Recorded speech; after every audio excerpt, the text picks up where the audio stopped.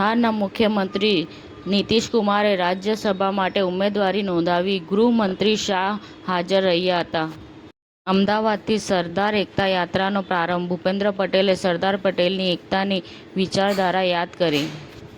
વાવ થરાદમાં 6 સ્થળો નો fly zone જાહેર. સુરક્ષા માટે ડ્રોન ઉડાડવા પર પ્રતિબંધ. મેજિસ્ટ્રેટે જાહેરનામું બહાર પાડ્યું. સોનાલિકા ટ્રેક્ટર્સે ફેબ્રુઆરીમાં સર્વોચ્ચ કુલ 12,890 ટ્રેક્ટરની વેચાણ નોંધાવી. ખેડૂત વિશ્વાસના 30 વર્ષનો ગૌરવોત્સવ. ભાજપે કોંગ્રેસને ફટકો આપ્યો. આસામના 3 સસ્પેન્ડેડ ધારાસભ્યોને પાર્ટીમાં સામેલ કર્યા. ગુજરાતમાં માર્ચની શરૂઆતમાં જ હીટ વેવની ચેતવણી. રાજકોટમાં 39.2 સેલ્સિયસ તાપમાન નોંધાયું. દાહોદ જિલ્લામાં ભૂકંપનો હળવો આંચકો અનુભવતા લોકોમાં થોડા સમય માટે ભયનો માહોલ સર્જાયો. અવાદા ઇલેક્ટ્રોએ અમદાવાદ ચેનલ મીટમાં રિટેઇલ વિસ્તરણને વેગ આપ્યો. અરવલ્લીમાં ખોરાક અને ઔષધ નિયમન તંત્ર માત્ર કાગળ પર.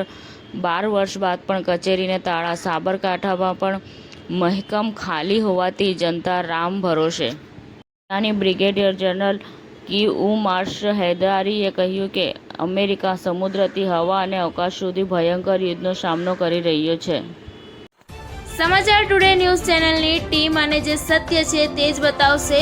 આપ જોતા રહો સમાચાર ટુડે ન્યૂઝ ચેનલ.